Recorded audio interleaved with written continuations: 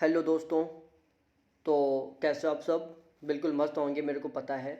ठीक है, तो अब हम कंटिन्यू कर रहे हैं पवन को ही बिल्कुल। और पवन द्वारा निर्मित अपरदनात्मक स्थल रूप या अपरदनात्मक स्थलाकृति हमने पढ़ लिया है। अब हम पढ़ेंगे पवन के कार्य। ठीक है, फिर इसके बाद हम पढ़ेंगे पवन द्वारा निर्मित निक्षेपात्मक स्थलाकृति। ठीक है, फिर हमारा हो जाएगा पवन कंप्लीट, नदी कंप्लीट हो जाएगी। बाकी की जो स्थलाकृतियाँ वो बिल्कुल आगे कंटिन्यू पढ़ेंगे हम। सबसे पहले हम पढ़ते हैं पवन द्वारा परिवहन कार्य। पवन के परिवहन की विशेषता। सबसे पहले हम बात करते हैं पवन के परिवहन की विशेषता। तो एक एक ध्यान से पढ़ना। पवन द्वारा परिवहन की दिशा निश्चित नहीं होती, अतः परिवहन किसी भी दिशा में हो सकता है। कि पवन के द्वारा जो परिवहन होता है उसकी दिशा निश्चित नहीं होती, अतः परिवहन किसी भी दिशा में हो सकता है। कोई जरूरी थोड़ी ना कि पवन चलो इसी रास्ते में बहे। नदी होती है वो तो फिक्स रास्ते में बहती है। नदी तो एक फिक्स रास्ते में बहती है, एक फिक्स घाटी में बहती है, ऐसे बहती रहेगी वो। ठीक है, लेकिन पवन का कोई रास्ता नहीं होता है भाई साहब, वो कोई भी किसी भी रास्ते में बह सकती है, उसका कोई फिक्स नहीं है। ठीक है, पवन का परिवहन अधिक दूर तक विस्तृत होता है। और परिवहन का जो पवन का जो परिवहन होता है, पवन का जो परिवहन होता है वो अधिक दूर तक विस्तृत होता है। क्या होता है? बहुत दूर तक विस्तृत होता है। नदी क्या होती है? नदी सपोज डेट इस हिमनद से निकली, किसी भी ग्लेशियर से निकली, हिमखंड से निकली या किसी भी पर्वत से निकली, और 5-7 हज़ार किलोमीटर मैक्सिमम बोल रहा हूँ मैं, मैक्सिमम 5-7 हज़ार किलोमीटर चल के वो सागर या महासागर में मिल जाती है। लेकिन पवन के साथ कभी ऐसा नहीं होता। पवन का जो परिवहन मार्ग है वो बहुत विस्तृत है, वो एक तरीके से अनलिमिटेड है। पवन बहती रहती है, बहती रहती है, बहती रहती है। ठीक है, ना तो पवन का कोई निश्चित रास्ता होता, ना ही पवन का कोई निश्चित रास्ता होता। ना ही फिक्स ऐसे रहता है चलो पवन इसी एरिया में बहेगी, वहां पर जाके वो उसमें मिल जाएगी, कोई कुछ नहीं फिक्स होता। पवन द्वारा परिवहन बहुदिशीय होता है। बिल्कुल सही है, पवन के द्वारा जो परिवहन होता है वो बहुदिशीय होता है, मतलब अनेक दिशाओं में होता है। यहाँ पर भी कुछ फिक्स नहीं है, इस दिशा में भी हो सकता है, इस दिशा में भी हो सकता है, इस दिशा में भी, इस दिशा में भी, इस दिशा में। देयर आर एनी, यहाँ पर सॉरी कुछ भी फिक्स नहीं होता। यहाँ पर कुछ भी फिक्स नहीं होता। इसके जो परिवहन की दिशा होती है वो भी चारों तरफ होती है, बहुदिशीय होते हैं। उसके बाद देखो, पवन द्वारा परिवहन सतह पर तथा सतह के ऊपर एवं वायुमंडल के निचले स्तर में भी होता है। बहुत प्यारी बात है। देखो, पवन द्वारा जो परिवहन होता है वो कहाँ पर होता है? सतह पर होता है और सतह के ऊपर होता है, एवं वायुमंडल के निचले स्तर में होता है। पवन के द्वारा जो परिवहन होता है वो कहाँ पर होता है? या तो सतह पर होता है, या फिर सतह के ऊपर होता है, या फिर वायुमंडल के निचले स्तर में होता है। तो वायुमंडल का निचला स्तर का मतलब होता है ये वाला ही एरिया। ठीक है, ध्यान से सुनना दोबारा। पवन कौन कौन से भागों में बहती है? या तो धरातल की सतह पर बहेंगी, ऐसे थोड़ी ना बहती है पवन, इस तरीके से बहती है। या तो धरातल की सतह के ऊपर बहेंगी, ठीक है, या सतह के ऊपर बहेंगी, इस तरीके से सतह से ऊपर बह रही हैं, या फिर वायुमंडल के निचले हिस्से में। तो वायुमंडल का निचला हिस्सा कौन सा होता है? जो धरातल से सटा हुआ है। ठीक है, तो इस एरिया में क्या होती हैं? पवन बहती हैं।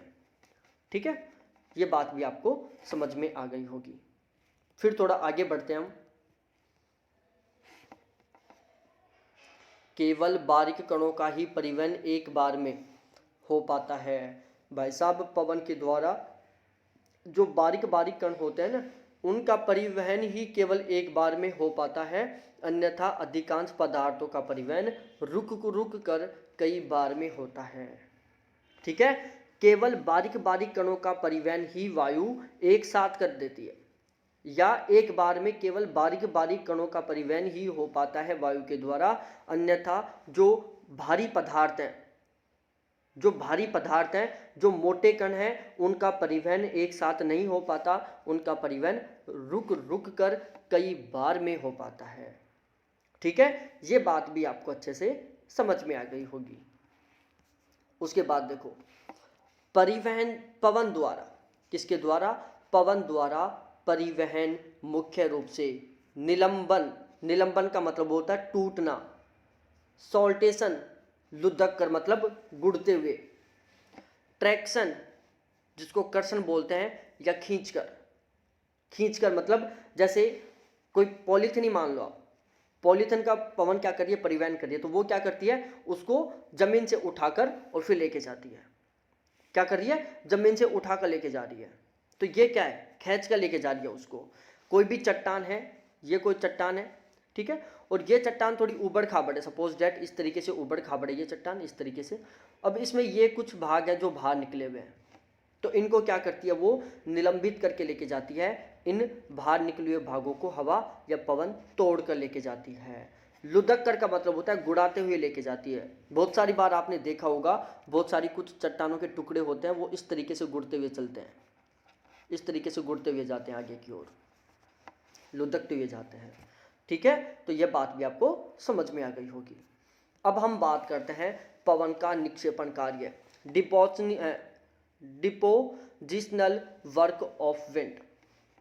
पवन का निक्षेपण कार्य, दोबारा से बोल रहा हूं इंग्लिश में, डिपोजिशनल वर्क ऑफ विंड, पवन का निक्षेपण कार्य। जब पवन की गति मंद पड़ जाती है तो वह अपने साथ उड़ाई हुई रेत, मिट्टी आदि का निक्षेप शुरू कर देती है।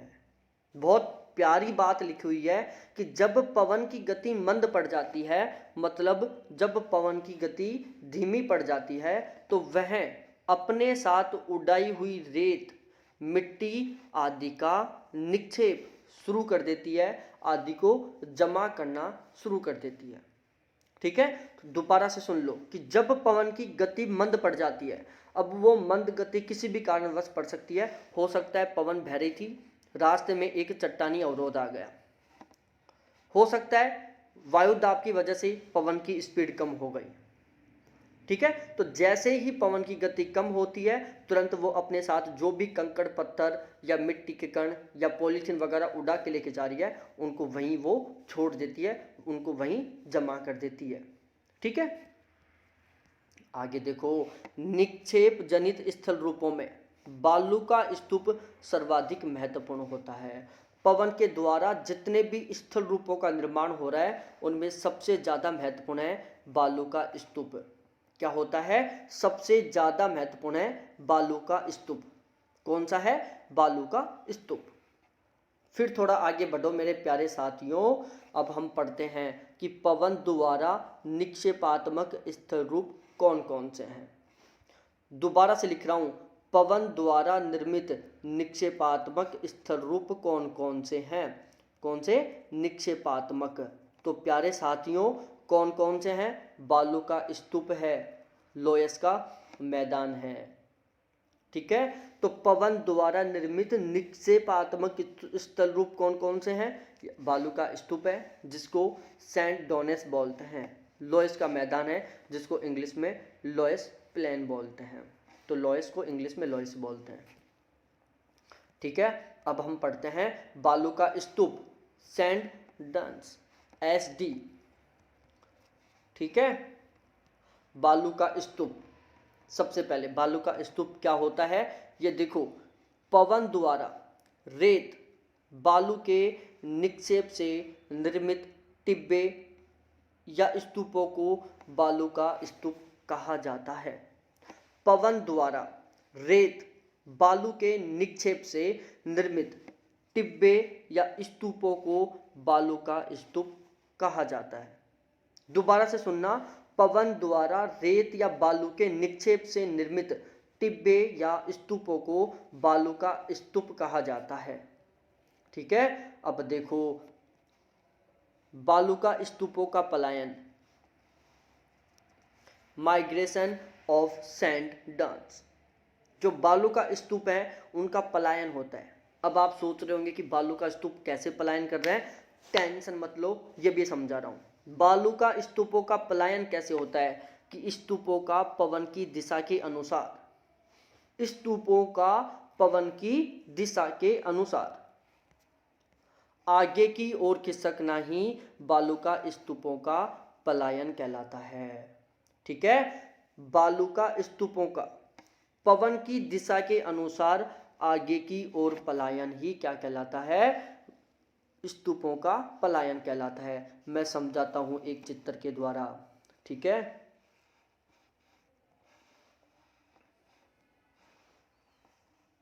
ठीक है, ये क्या हो रहा है, बालू का स्तूपों का पलायन हो रहा है प्यारे साथियों। क्या हो रहा है, बालू का स्तूपों का पलायन हो रहा है। यहाँ था, यहाँ गया, फिर यहाँ गया, फिर यहाँ गया, इस तरीके से पलायन हो रहा है ये, ठीक है। इस तरीके से पलायन हो रहा है, ऐसे टुकड़ों में होता है, इस तरीके से होता है, ध्यान रखना। दोबारा से दिखा देखो, ये है,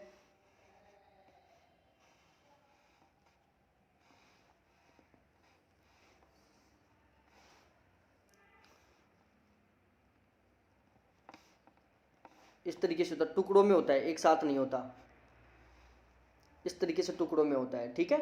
बालू का स्तूप का पलायन कैसे होता है, टुकड़ों में होता है। मैंने स्टार्ट में बताई थी ये बात कि जो बारीक कण होते हैं उनको तो पवन एक साथ बहाकर या एक साथ उड़ाकर लेके चली जाती है, लेकिन जो मोटे कण होते हैं उनका जो पलायन होता है, उनका जो परिवहन होता है वो रुक रुक कर कई बार में होता है। जैसे यहाँ से आया, यहाँ रुका, फिर यहाँ से यहाँ रुका, फिर यहाँ से यहाँ रुका, ये यहाँ से उठा, यहाँ रुका, फिर यहाँ से चला, यहाँ रुका, इस तरीके से होता है, ठीक है। इस तरीके से होता है, ये रुक रुक कर कई बार में होता है। तो ये क्या हो रहा है, पवन की दिशा इस साइड में है, ये क्या है, पवन की दिशा है। तो ये क्या हो रहा है, पवन की दिशा में बालू का स्तूपों का पलायन हो रहा है, ठीक है। अब देखो भाई साहब, बालू का स्तूपों के निर्माण के लिए आवश्यक दशाएं, किसके लिए, बालू का स्तूपों के निर्माण के लिए क्या आवश्यक दशाएं।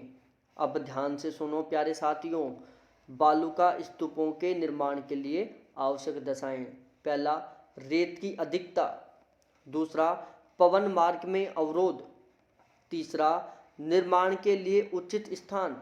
चौथा, तीव्र पवन वेग। अब मैं इनको भी समझा देता हूं एक एक करके।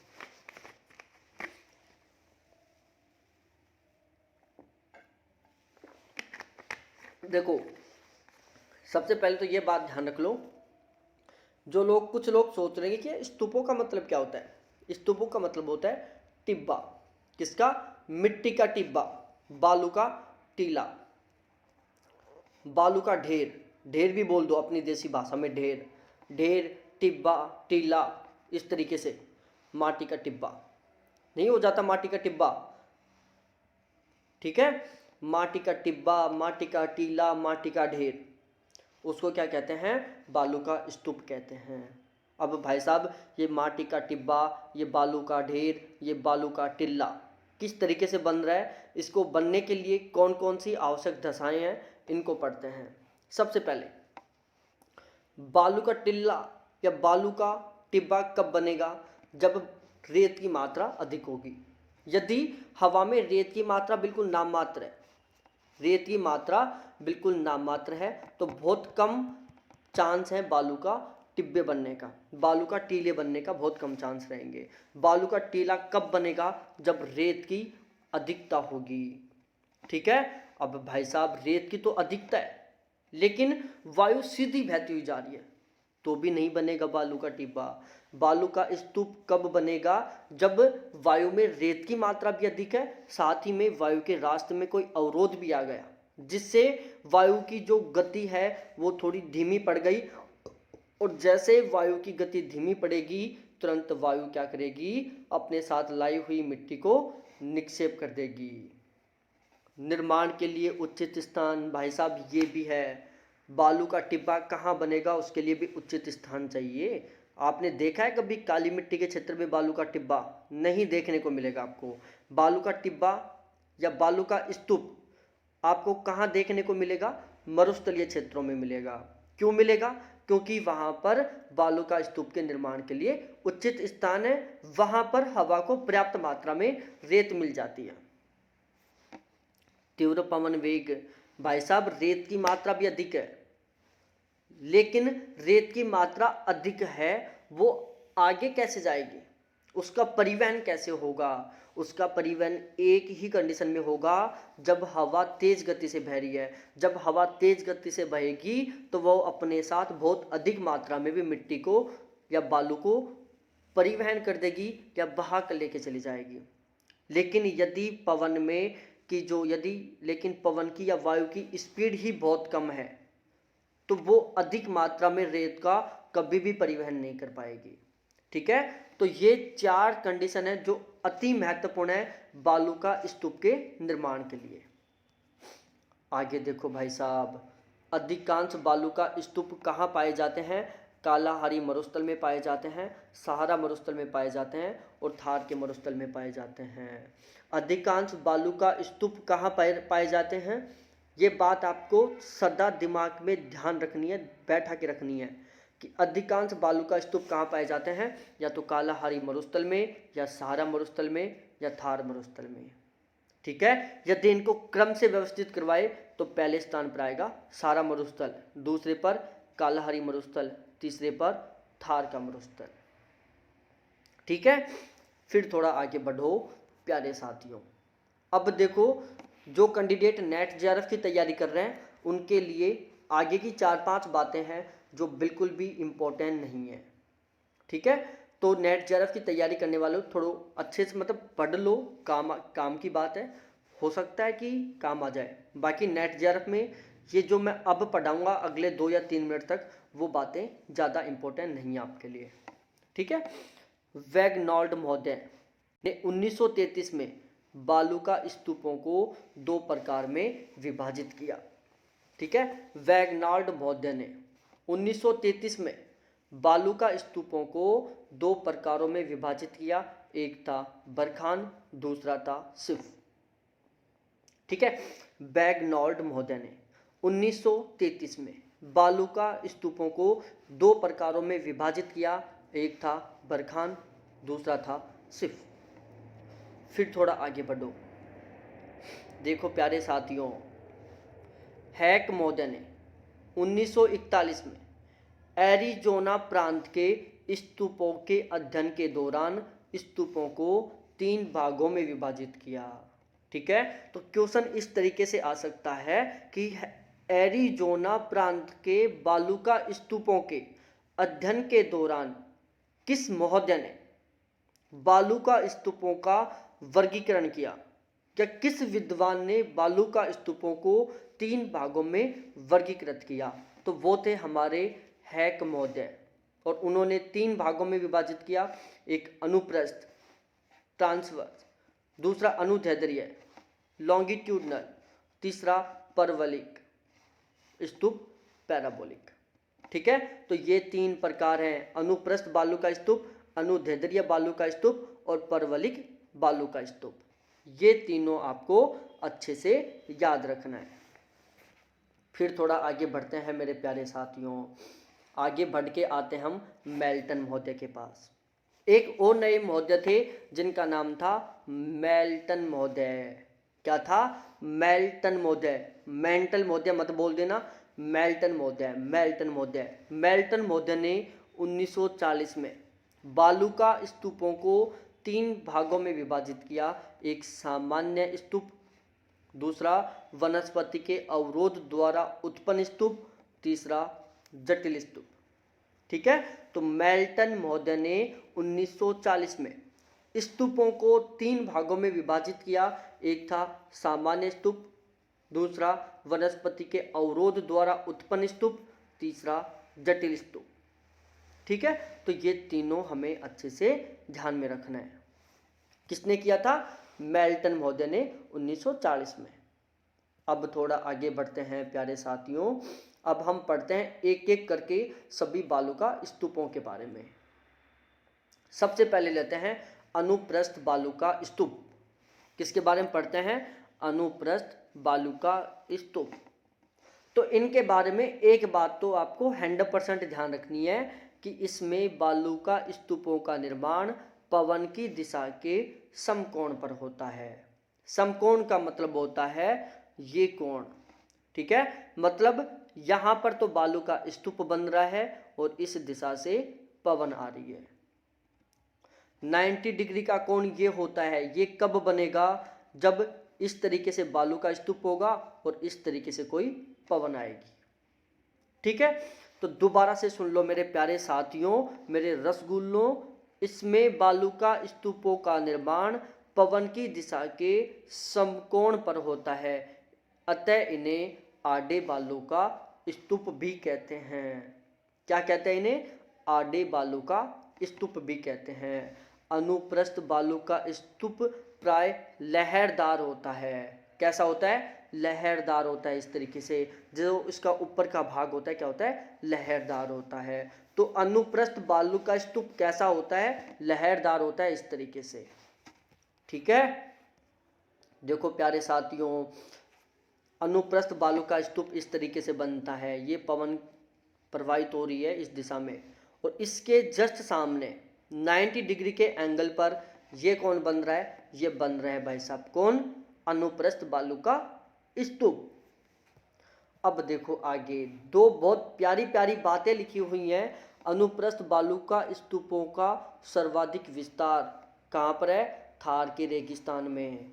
कहाँ पर? थार के रेगिस्तान में। थार का रेगिस्तान कहाँ पर है? भारत में। कहाँ पर है? भारत में। तो अनुप्रस्थ बालू का स्तूप सबसे ज़्यादा कहाँ पर है? भारत में। ठीक है, आगे देखो, इनका निर्माण रेगिस्तानों की सीमा तथा रेतीले सागरीय तटों पर होता है। जो अनुप्रस्थ बालू का स्तूप है, इनका निर्माण कहाँ पर होता है? रेगिस्तानों की सीमा पर या रेतीले सागरीय तटों पर। ठीक है, तो अनुप्रस्थ बालू का स्तूपों का निर्माण कहाँ पर होता है? या तो रेगिस्तानों की सीमा पर होता है, रेगिस्तानों की बाउंड्री पर, या रेतीले सागरीय तटों पर।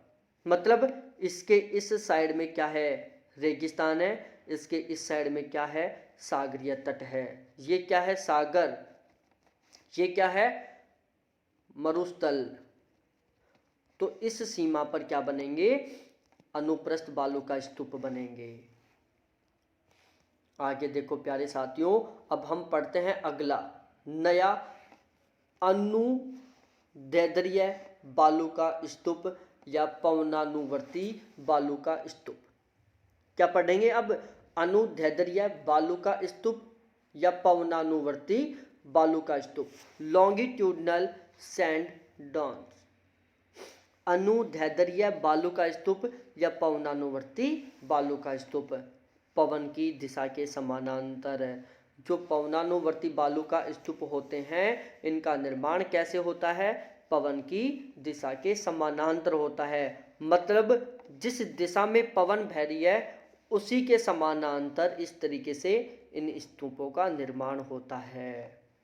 कैसे होता है? इस दिशा में पवन बह रही है तो इस पवन के समानांतर कुछ इस तरीके से इन बालू का स्तूपों का निर्माण होता है।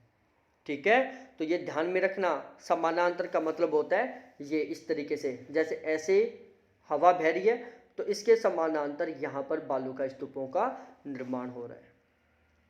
ठीक है, तो समानांतर का मतलब फिर दोबारा बता देता हूँ, कुछ लोगों को नहीं पता होगा। ये हमारी पवन बह रही है, ये इसके दोनों साइड बालू का स्तूप है।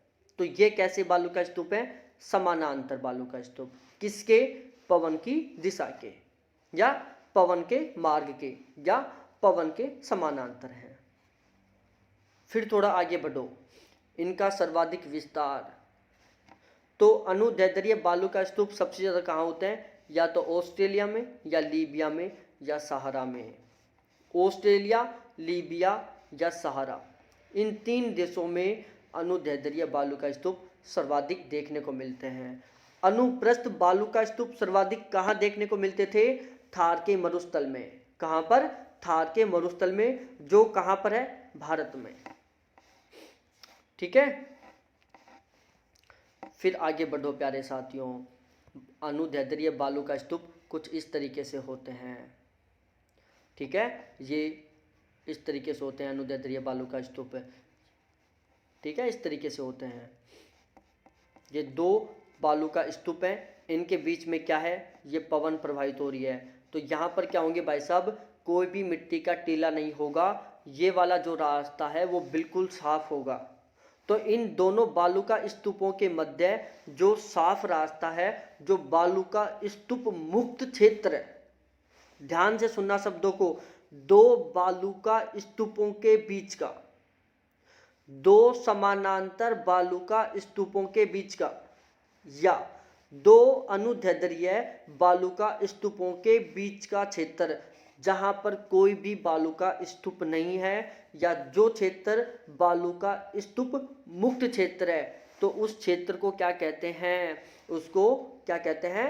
कॉरिडोर कहते हैं। क्या कहते हैं? कॉरिडोर कहते हैं। तो मेरे प्यारे साथियों, इन दो अनुदैर्ध्य बालुका स्तूपों के मध्य का जो ये क्षेत्र है क्या कहलाता है? कॉरिडोर कहलाता है। क्या कहलाता है? कॉरिडोर। अब इस कॉरिडोर को अलग अलग देशों में अलग अलग नाम से जानते हैं, मैं बता देता हूं। एक बार ये लाइन और पढ़ लो। अनुदैर्ध्य स्तूप आपस में समानांतर होते हैं तथा इनके बीच निर्मित बालुका मुक्त क्षेत्र को सहारा में गासी कहते हैं, और वैसे इनको क्या कहते हैं? कॉरिडोर कहते हैं। क्या कहते हैं? कॉरिडोर कहते हैं।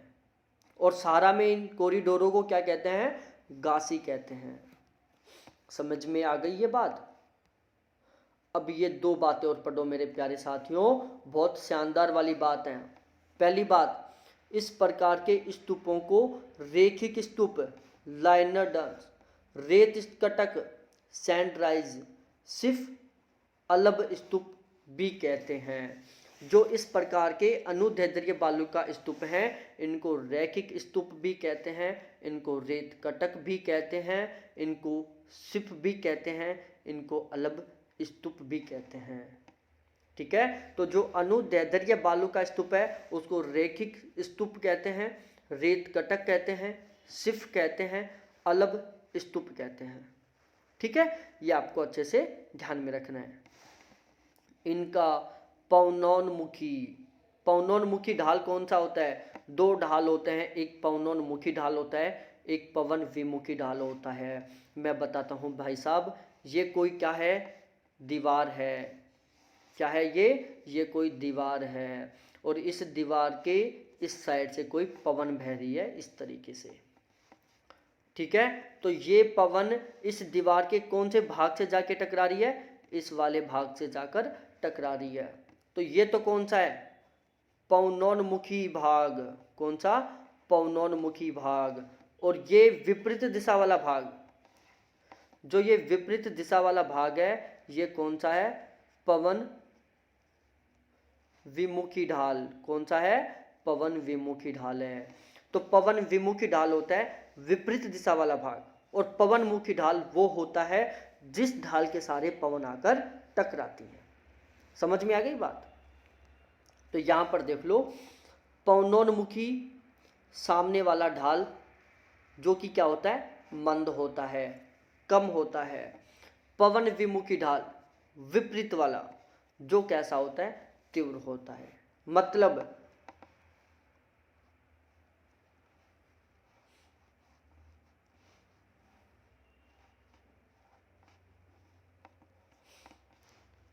इस तरीके से क्या हो रही है? पवन बह रही है। तो ये वाला भाग कौन सा है इसका? ये वाला भाग कौन सा है? पवन मुखी ढाल है। ठीक है, तो इसका ढाल क्या है?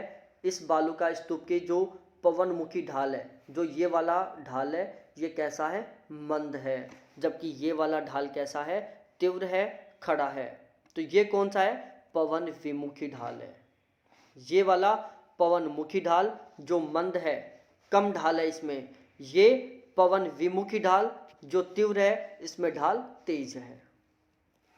अब आगे पढ़ो प्यारे साथियों, बरखान। बरखान के बारे में पढ़ते हैं। बहुत गजब की बात है बरखान, सबसे इंपॉर्टेंट है, बहुत सारी बात पूछता है ये।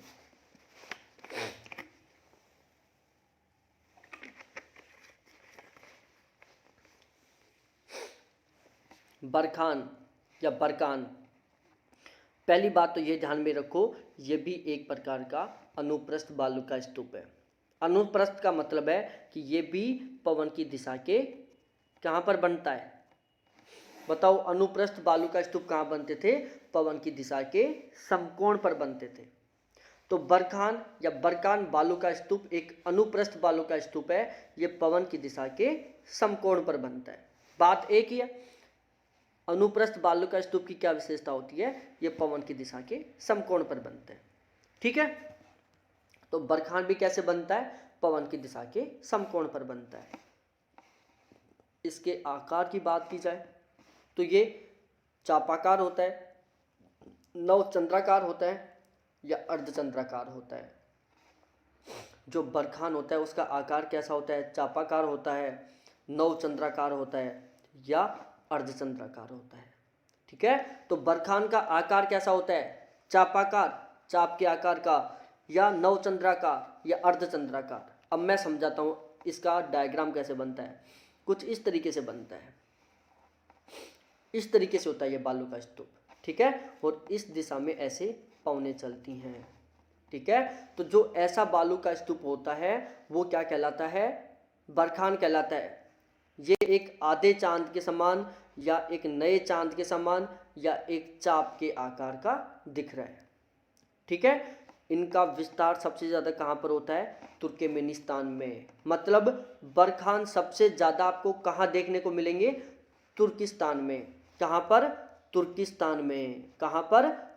तुर्किस्तान में। आगे देखो प्यारे साथियों, अब हम पढ़ते हैं नेबका। नेबका क्या है? झाड़ियों के पीछे निर्मित स्तूप। झाड़ियों के पीछे निर्मित बालू का स्तूप क्या कहलाता है? नेबका कहलाता है। अब आप सोच रहे होंगे झाड़ियों के पीछे कैसे बनता है। देखो यहाँ पर क्या है? धरातल है, यहाँ पर कोई झाड़ी बन गई इस तरीके से। ठीक है, और इस तरीके से कोई पवन बह रही है। ठीक है, इस तरीके से कोई पवन बह रही है। अब इस पवन, ये जो पवन है इस झाड़ी से टकराएगी तो इस पवन का क्या होगा? जो वेग है वो थोड़ा कम हो जाएगा, इसकी स्पीड थोड़ी मंद हो जाएगी। तो ये अपने साथ जो भी धूल के कण, मिट्टी के कण जो भी लेके आएगी उनका क्या करेगी? यहाँ पर निक्षेप कर देगी। क्या कर देगी?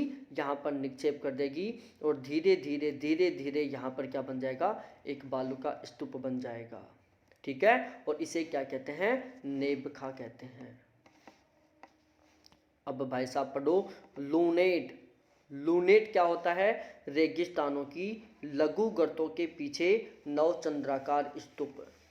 ठीक है, रेगिस्तान के जो लघु गर्त हैं उनके पीछे जो नवचंद्राकार स्तूप हैं उनको हम लूनेट कहते हैं। तारा स्तूप, 3 से अधिक बाहर निकली भुजाओं वाले स्तूप को क्या कहते हैं? तारा स्तूप कहते हैं।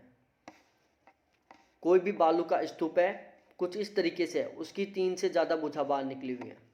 यहाँ पर 4 भुजाएं बाहर निकली हुई हैं, हो सकता है उसकी 5 भुजाएं बाहर निकली हुई हो, ऐसे।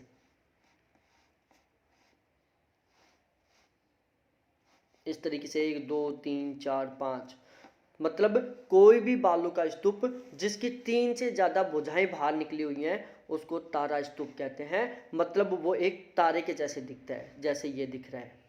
ठीक है, उसके बाद देखो हेलबैक स्तूप। क्या? हेलबैक स्तूप, मोटी रेत से निर्मित स्तूप। मोटी रेत के कणों से निर्मित स्तूप को क्या कहते हैं? हेलबैक स्तूप कहते हैं। और हेलबैक के वृद्ध रूप को क्या कहते हैं? जब हेलबैक स्तूप बड़े आकार का हो जाता है तो उसको द्रास कहते हैं। ध्यान से दोबारा सुनना, मोटे मोटे बालू के कणों से या मोटे मोटे मिट्टी के कणों से जो स्तूप बनता है उसको हेलबैक स्तूप कहते हैं। और जब हेलबैक स्तूप बड़े आकार का हो जाता है तो उसको द्रास कहते हैं। उसके बाद देखो प्यारे साथियों, हम पढ़ते हैं सिफ के बारे में। सिफ क्या है? तलवार की भांति अनुदैर्ध्य स्तूप। जब अनुदैर्ध्य स्तूप तलवार के भांति आकार का हो जाता है, क्या हो जाता है? जब अनुदैर्ध्य बालू का स्तूप तलवार के भांति आकार का हो जाता है तो उसे क्या कहते हैं? सिफ कहते हैं।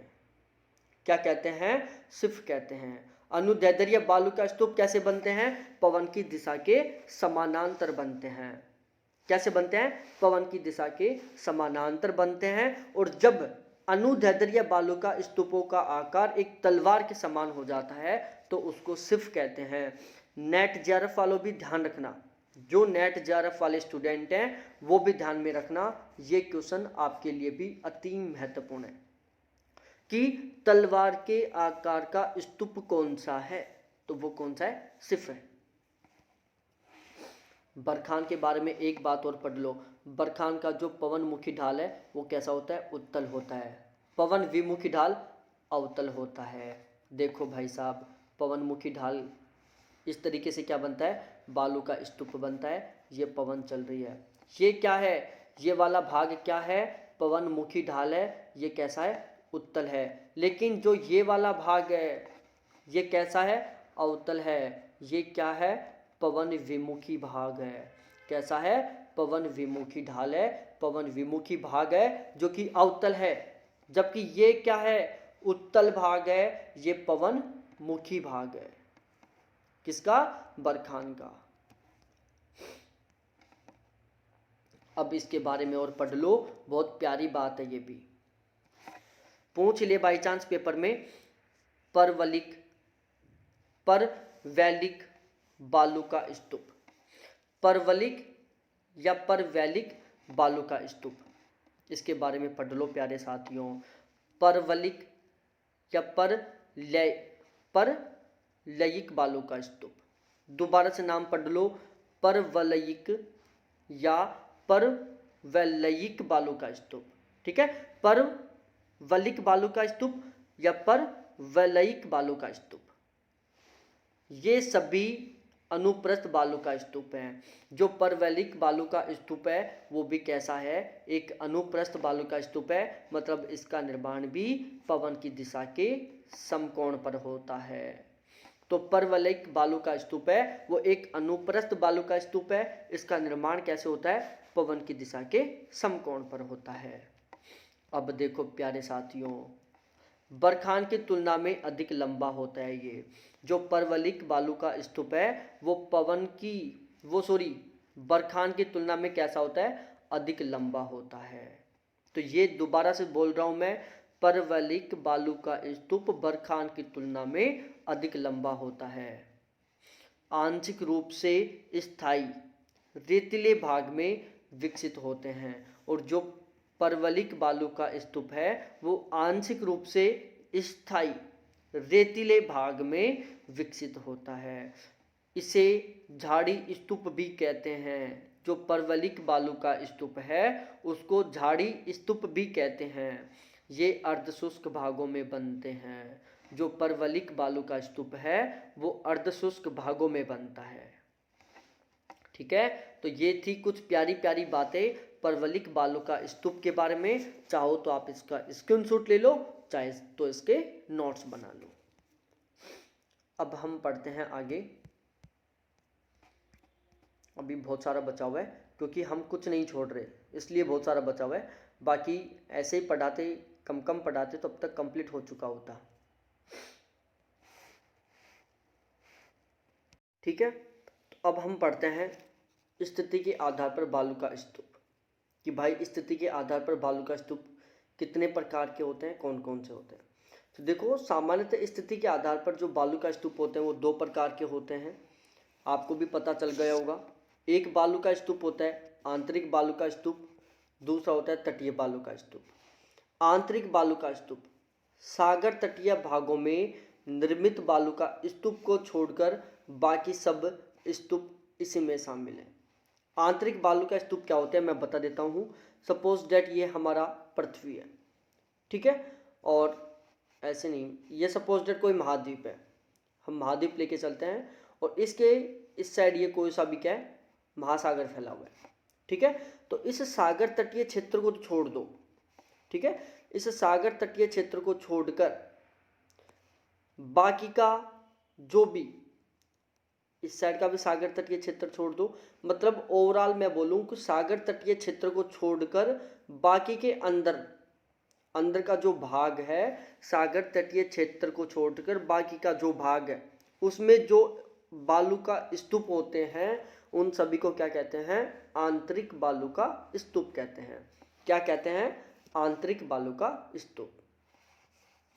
तटीय बालू का स्तूप क्या होता है? तटीय भागों में सागर से तट की ओर चलने वाली पवनों द्वारा निर्मित बालू का स्तूप। ठीक है, ध्यान से देखना।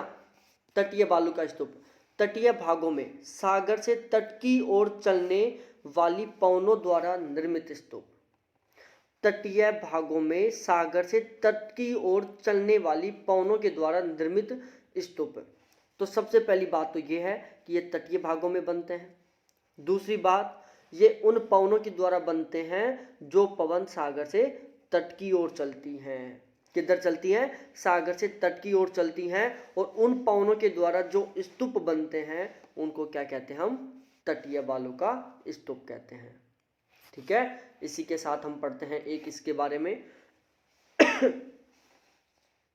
विलोम स्तूप या उत्क्रमी स्तूप। ये क्या होता है?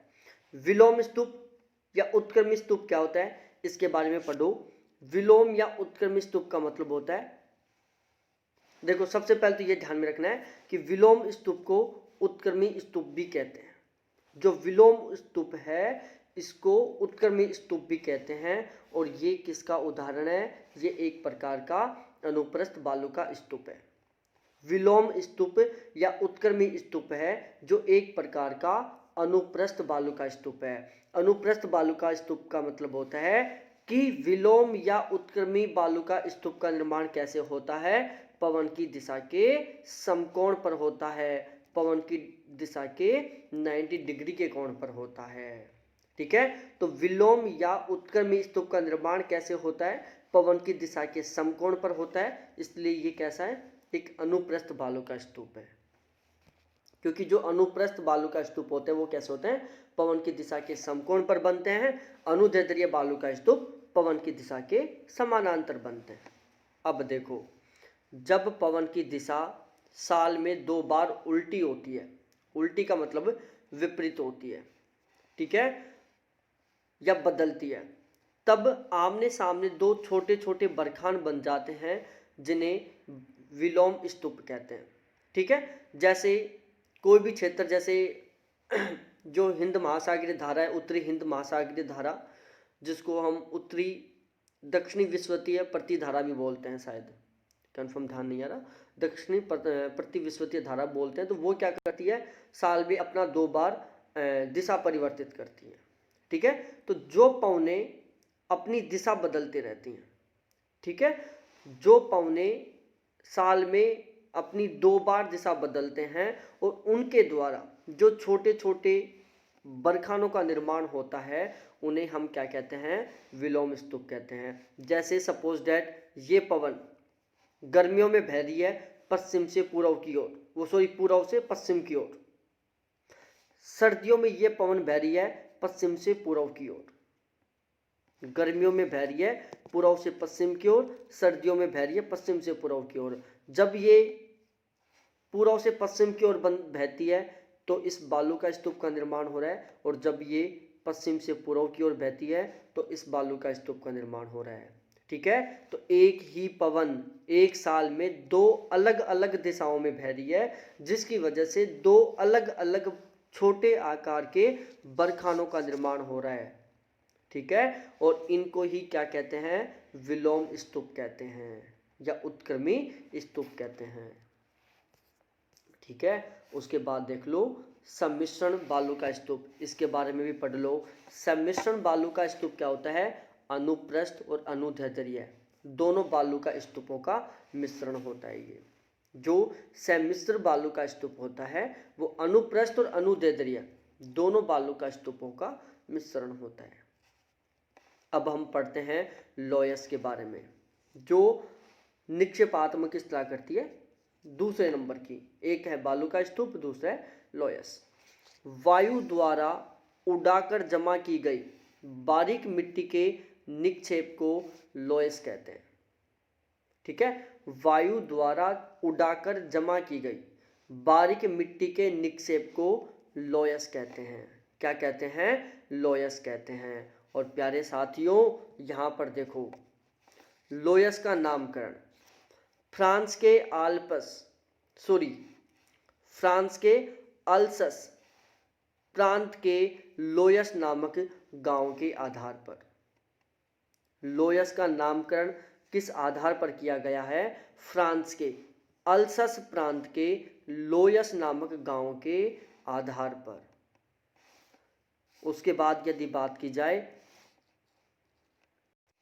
ठीक है, इसके बाद बात की जाए कि भाई साहब लोयस का सर्वप्रथम अध्ययन कहाँ पर हुआ था, तो जर्मन विद्वान फॉन रिचटहोफेन द्वारा उत्तर पश्चिमी चीन के अध्ययन के दौरान।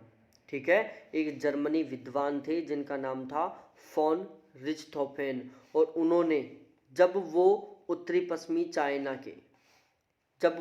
पश्चिमी चाइना का अध्ययन कर रहे थे तो उस दौरान उन्होंने क्या किया था, लोयस शब्द का सबसे पहले प्रयोग किया था, या लोयस के बारे में उन्हें सबसे पहले पता चलाया था। ठीक है, ये आपको ध्यान में रखना है कि लोयस का सर्वप्रथम अध्ययन किसने किया था। क्वेश्चन ये बनेगा यहाँ पर कि लोयस का सबसे पहले अध्ययन किसने किया था, तो वो किया था जर्मन के विद्वान फॉन रिचटहोफेन ने। लोयस का अध्ययन सबसे पहले फॉन रिचटहोफेन ने किया था, तो वो कहाँ पर किया था, उत्तरी पश्चिमी चाइना के। कहाँ पर, उत्तरी पश्चिमी चाइना में। उसके बाद बात की जाए यदि लोयस की रासायनिक संरचना, तो देखो लोयस की रासायनिक संरचना की बात की जाए तो इसमें फेल्ड्स्पार, अभ्रक, क्वार्ट्जाइट, फेल्साइट, सिलिका और एल्यूमिनियम आदि खनिज सम्मिलित होते हैं। लोयस की रासायनिक संरचना की बात की जाए तो इसमें फेल्ड्स्पार, अभ्रक, क्वार्ट्ज, फेल्साइट, सिलिका और एल्यूमिनियम ये खनिज तत्व इसमें प्रचुर मात्रा से में उपलब्ध होते हैं। ऑक्सीकरण की क्रिया के कारण रंग पीला होता है, और जो लोयस का मैदान होता है उसका सामान्यतः रंग पीला होता है, और उसके रंग पीला होने का सबसे बड़ा कारण क्या है, ऑक्सीकरण की क्रिया। क्योंकि लोयस में ये बहुत सारे खनिज तत्व पाए जाते हैं, और जब इनकी साथ ऑक्सीकरण की क्रिया होती है तो उस ऑक्सीकरण की क्रिया के कारण क्या होता है, इस लोयस के मैदान का रंग पीला पड़ जाता है या रंग पीला हो जाता है। फिर हम थोड़ा आगे बात करें, दो बहुत प्यारी बातें लिखी हुई हैं यहाँ पर। फ्रांस तथा बेल्जियम में लोयस को लीमन कहते हैं, अमेरिका में लोयस को एबोर्ड कहते हैं। ठीक है, फ्रांस और बेल्जियम में लोयस को लीमन कहते हैं और अमेरिका में लोयस को एबोर्ड कहते हैं। ठीक है, इसके अलावा दो बातें और लिखो आप। पहली बात देखो, जो लोयस है वो दो प्रकार का होता है, यहीं से देख लेते हम। ये लोयस है दो प्रकार का होता है। एक लोयस होता है मरुस्थलीय लोयस, और दूसरा होता है हिमनदीय लोयस। ठीक है, एक होता है मरुस्थलीय लोयस, एक होता है हिमनदीय लोयस। मरुस्थलीय लोयस ये बालू के या मिट्टी के कणों के द्वारा बना होता है। हिमनदीय लोयस यहाँ पर हिम के बारीक बारीक कण होते हैं।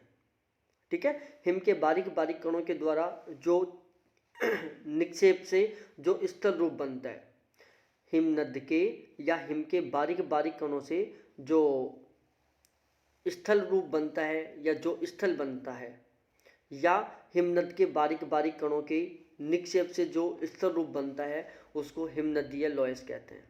ठीक है, मरु लोयस का उदाहरण है चीन का लोयस का मैदान, और हिमनदीय लोयस का उदाहरण है जर्मनी का लोयस का मैदान। ठीक है, तो क्वेश्चन आ जाए कि जर्मनी का लोयस निम्नलिखित में से किस प्रकार के लोयस का उदाहरण है, तो ध्यान रखना हिमनदीय लोयस का उदाहरण है। और यदि चाइना के लोयस की बात की जाए तो वो मरु लोयस का उदाहरण है। किसका, मरुस्थलीय लोयस का उदाहरण है। अब उसके बाद बात की जाए जल निर्मित मरुस्थलीय स्थल रूपों की, कि जल निर्मित मरुस्थलीय स्थल रूप कौन कौन से। तो यदि बात करें हम यहाँ पर जल निर्मित मरुस्थलीय स्थल रूपों की, तो उनमें से कुछ ये चार बहुत इंपॉर्टेंट हैं। ये चार स्थल रूप ऐसे हैं जो जल द्वारा निर्मित मरुस्थलीय स्थल रूप है, मतलब इनका निर्माण मरुस्थलीय क्षेत्र में जल की क्रिया द्वारा होता है। किसके द्वारा होता है, जल की क्रिया द्वारा होता है मरुस्थलीय क्षेत्र में। एक होता है उत्खात भूमि, जिसको इंग्लिश में बैडलैंड टोपोग्राफी कहते हैं। एक है पलाया, एक है बजादा, एक है पेडिमेंट। तो ये चार टोपोग्राफिक ऐसी हैं जिनका निर्माण मरुस्थलीय क्षेत्र में होता है, लेकिन वो किसके द्वारा होता है, नदी द्वारा होता है। किसके द्वारा, नदी द्वारा होता है। ठीक है, तो नदी द्वारा निर्मित मरुस्थलीय स्थल रूपों की बात की जाए तो वो चार हैं। एक उत्खात इस्तेलाह करती है जिसको हम बेडलैंड बोलते हैं। एक पलाया है, एक बजादा है, एक पेडिमेंट है। ठीक है, हम थोड़ा थोड़ा इनके बारे में पढ़ लेते हैं, इंपॉर्टेंट बातें हैं। देखो, उत्खात स्थलाकृति या बेडलैंड टोपोग्राफी क्या होता है? ऊबड़ खाबड़ भूमि को बेडलैंड कहते हैं। ऊबड़ खाबड़ का मतलब होता है जहाँ पर धरातल इस तरीके से ऊपर नीचे उठा हुआ है। ठीक है, तो जो ऊबड़ खाबड़ भूमि होती है उसको क्या कहते हैं? हम बेडलैंड कहते हैं। क्या कहते हैं? बेडलैंड कहते हैं। अर्धशुष्क क्षेत्रों में अवनालिका अपरदन के कारण इनका निर्माण होता है। जो अर्धशुष्क क्षेत्र हैं वहाँ पर क्या होता है? अवनालिका अपरदन के द्वारा इनका निर्माण होता है। मैं बताता हूँ क्या होता है। ये कोई मैदानी क्षेत्र है, ठीक है, मरुस्थलीय क्षेत्र का मैदानी क्षेत्र है ये, और मरुस्थलीय प्रदेश का कोई भी मैदानी क्षेत्र है, और यहाँ पर ये कोई नदी बह रही है। तो ये क्या करती है? इस तरीके से जब नदी बहती है तो क्या करती है? ये छोटी छोटी घाटियों का निर्माण करती है, और जब ये छोटी छोटी घाटियों का निर्माण करती है तो क्या होता है? यहाँ का स्थलरूप कैसे हो जाता है? ऊबड़ खाबड़ हो जाता है, क्योंकि कहीं पर घाटियाँ बन जाती है। जिस रास्ते से नदी बहती है वहाँ पर घाटी बन जाती है, बाकी का जो आसपास का क्षेत्र है वो थोड़ा ऊपर उठा हुआ होता है। तो इस तरीके से यहाँ पर नदियों के द्वारा, अवनालिका अपरदन के द्वारा क्या होता है? ऊबड़ खाबड़ भूमि का निर्माण हो जाता है। क्या हो जाता है? ऊबड़ खाबड़ भूमि का निर्माण हो जाता है, ऊबड़ खाबड़ स्थल रूप का निर्माण हो जाता है, और इसे ही क्या कहते हैं? उत्खात स्थलाकृति कहते हैं या बेडलैंड कहते हैं। ठीक है, बालसन की बात की जाए तो देखो, रेगिस्तानी भागों में पर्वतों से घिरे बेसिन को बालसन कहते हैं। रेगिस्तानी भागों में पर्वतों से घिरे हुए बेसिन को क्या कहते हैं? बालसन कहते हैं।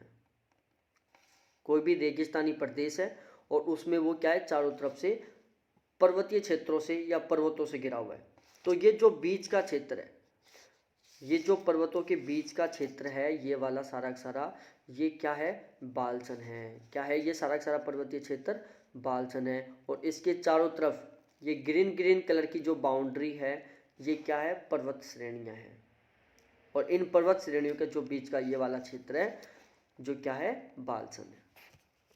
ठीक है, पलाया क्या है? पलाया के बारे में मैं बता देता हूँ। पलाया क्या है? यह बालसन का केंद्रीय भाग है। ध्यान रखना, बालसन का केंद्रीय भाग क्या है? पलाया है। बालसन के केंद्र में स्थित समतल मैदान को पलाया कहते हैं, और इसमें क्या होता है मैं बता देता हूँ। इसमें बरसात का जल आके भर जाता है और एक अस्थायी झील का निर्माण हो जाता है। ठीक है, बालसन का जो केंद्रीय भाग है उसमें क्या होता है कि बरसात का जो जल है वो आके भर जाता है। ठीक है, उससे एक अस्थायी झील का निर्माण हो जाता है, जिसे हम क्या कहते हैं? पलाया कहते हैं या पलाया झील कहते हैं। ठीक है, तो बालसन के केंद्र में स्थित समतल मैदान को पलाया कहते हैं। क्या कहते हैं? पलाया कहते हैं।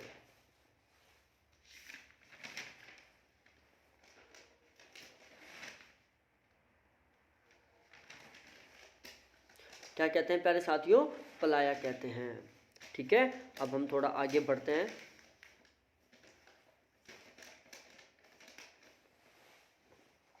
ठीक है, देखो, पलाया की तली में नमक एवं सिल्ट के निक्षेपों की अधिकता होती है। जो पलाया है उस पलाया की तली में क्या होता है? नमक और सिल्ट, इन दो निक्षेपों की अधिकता होती है। तो पलाया की तली में कौन कौन से निक्षेपों की अधिकता होती है? एक तो नमक की होती है और एक सिल्ट की होती है। ठीक है, पलाया प्राय शुष्क होते हैं। कैसे होते हैं? पलाया शुष्क होते हैं। उसके बाद देखो, पलाया के कुछ उपनाम हैं जो हमें ध्यान में रखना जरूरी है। ठीक है, तो मैं यहाँ पर बताता हूँ आपको पलाया के कुछ उपनाम, जैसे सैलिनास, अधिक नमक वाली पलाया। जिस पलाया में नमक की मात्रा अधिक होती है उसको सैलिनास कहते हैं। अरब के रेगिस्तान में पलाया, तो अरब के रेगिस्तान में जो पलाया है उसको क्या कहते हैं? खबारी कहते हैं। ठीक है, और अरब के मरुस्थल रब अल खाली में, जो अरब का मरुस्थल है रब अल खली, वहाँ पर ध्यान से दोबारा सुनना, कि जो अरब का रब अल खली मरुस्थल है वहाँ पर जो पलाया झील है उनको क्या कहते हैं, या तो खबारी कहते हैं या मम लाहा कहते हैं। ठीक है, अरब के मरुस्थल रब अल खली में जो पलाया झील हैं उनको किस किस नाम से जाना जाता है, या तो खबारी नाम से जाना जाता है या मम लाहा नाम से जाना जाता है। ठीक है, और इनमें कौन सी जनजाति निवास करती है, बद्दू जनजाति निवास करती है। कौन सी, बद्दू जनजाति।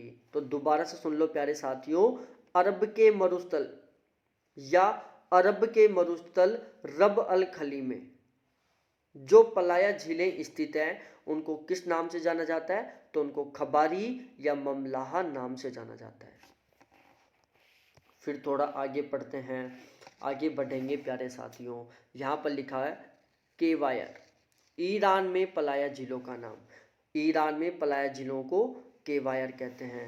सारा मरुस्थल में पलाया झीलों को सेबखा कहते हैं। पश्चिमी थार मरुस्थल में पलाया झीलों को दाद या रन कहते हैं। ठीक है, ईरान में पलाया झीलों को क्या कहते हैं, केवायर कहते हैं। सारा मरुस्थल में पलाया झीलों को क्या कहते हैं, सेबका कहते हैं। पश्चिमी थार मरुस्थल में पलाया झीलों को क्या कहते हैं, दाद या रन कहते हैं। ठीक है, तो दोबारा बोल रहा हूँ मैं, ईरान में पलाया झीलों का नाम केवायर है। सारा मरुस्थल में पलाया झीलों का नाम सेबखा है। पश्चिमी थार मरुस्थल में पलाया झीलों का नाम दाद एवं रन है। ठीक है, फिर हम थोड़ा आगे बढ़ते हैं बजादा पर, कि बजादा क्या होता है। देखो इसके बारे में भी देख लो। बजादा शुष्क प्रदेशों में पर्वत पदीय ढलाव, पर्वत पदीय ढलवा मार्ग पर नदियों द्वारा निक्षेपित बालू। ठीक है, मैं एक बार समझा देता हूँ। ये कोई पर्वत है, ठीक है, इस तरीके से कोई पर्वत है, ये इस तरीके से कोई पर्वत है और इससे ये कोई नदी बह के आ रही है। ठीक है, और ये इस पर्वत के आगे क्या है, ये एक मैदानी भाग है। तो ये नदी क्या करती है, जब ऊपर से बह के आती है तो अपने साथ क्या लेके आती है, ये बहुत सारे कंकड़ पत्थर लेके आती है, बहुत सारे मलबा लेके आती है। हम मलबा बोल सकते हैं इसको, कंकड़ पत्थर या मिट्टी के कण जो भी अपने साथ वो बहा कर लेके आती है उसको क्या कह रहे हैं, मलबा कह रहे हैं। तो उसको लाकर ये यहाँ पर जमा कर देती है। क्या कर देती है, जमा कर देती है। तो इसको हम क्या कहते हैं, बजादा कहते हैं। क्या कहते हैं, बजादा कहते हैं। ठीक है, तो यहाँ पर देख लो एक बार, शुष्क प्रदेशों में पर्वत पदीय ढलवा मार्ग पर नदियों द्वारा निक्षेपित बालू को बजादा कहते हैं। ठीक है, बजादा का विस्तार पेडिमेंट एवं पलाया के मध्य है। ये मैं कुछ टाइम बाद में आपको सारा का सारा सीरियल वाइज बता दूंगा, तो इस लाइन को यहाँ मत याद करो, चाहे छोड़ दो इस लाइन को ऐसे कैसे।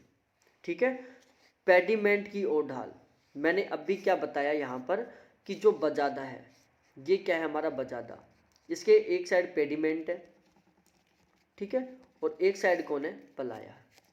ठीक है, तो ये जो बजादा है इसका ढलान है जो क्या है, असमान है। तो पेडिमेंट की ओर तो इसका ढलान कितना है, 8 से 10 डिग्री के बीच में। ठीक है, और पलाया की ओर इसका ढलान कितना है, 1 डिग्री से कम है।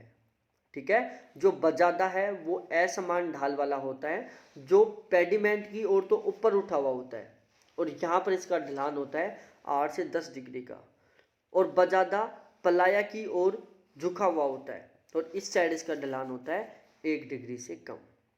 ठीक है, तो क्वेश्चन ऐसे कई बार पूछा जा चुका है कि बजादा कहाँ पर स्थित है, तो पेडिमेंट और पलाया के बीच में, और पेडिमेंट की ओर इसका ढाल 8 से 10 डिग्री का होता है, पलाया की ओर इसका ढाल 1 डिग्री से कम होता है।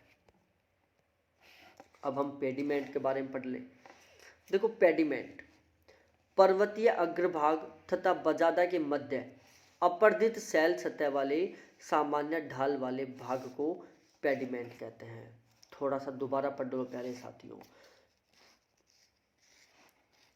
पर्वतीय अग्रभाग तथा बजादा के मध्य अपर्दित शैल सतह वाले सामान्य ढाल वाले भाग को पेडिमेंट कहते हैं।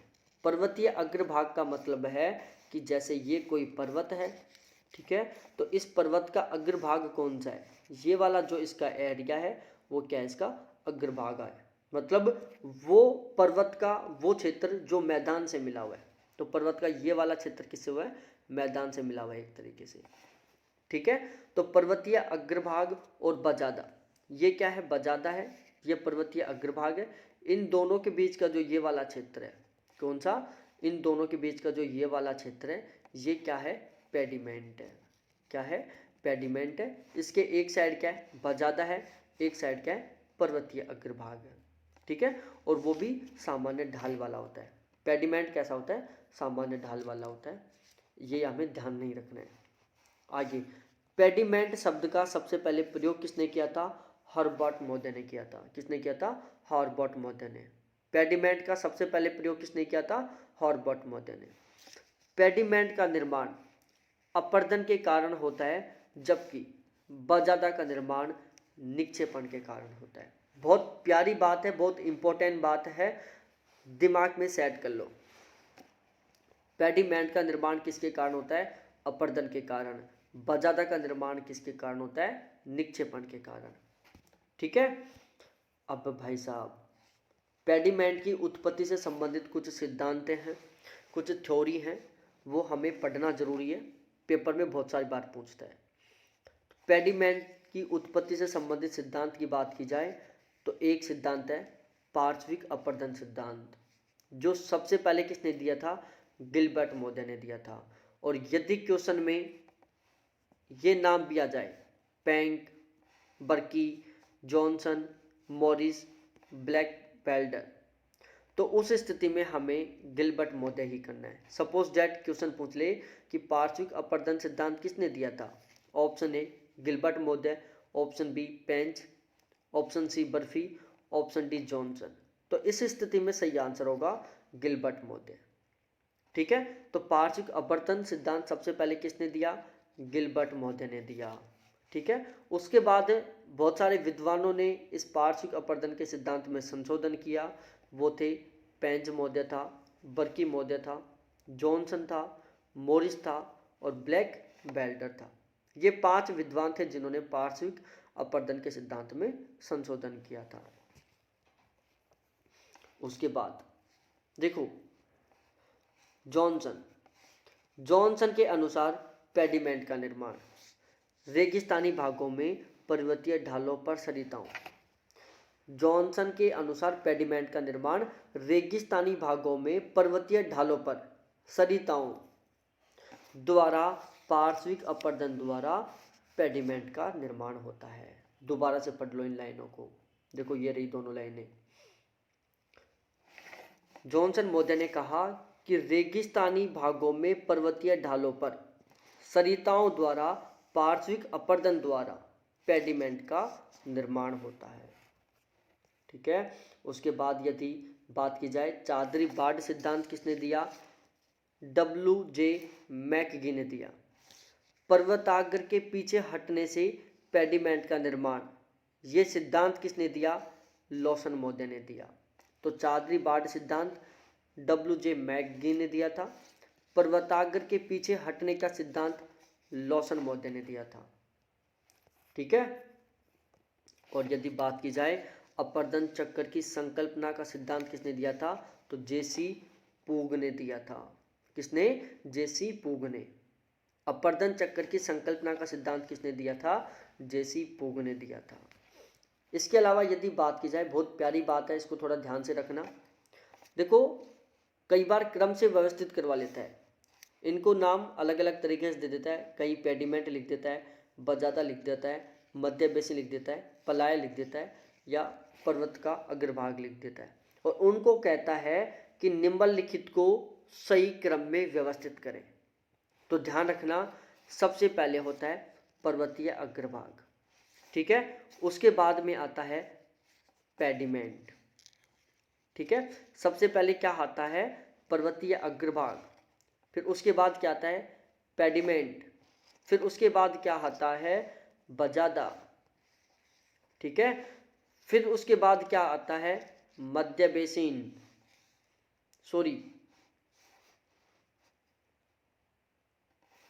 बजादा, बजादा के बाद में क्या आता है प्यारे साथियों, बजादा के बाद में आता है पलाया, ये पलाया आ गया। पलाया के बाद में क्या आता है, तो पलाया के बाद में आता है मध्य बेसिन, ये आ गया मध्य बेसिन। तो ये है क्रम सारा सारा।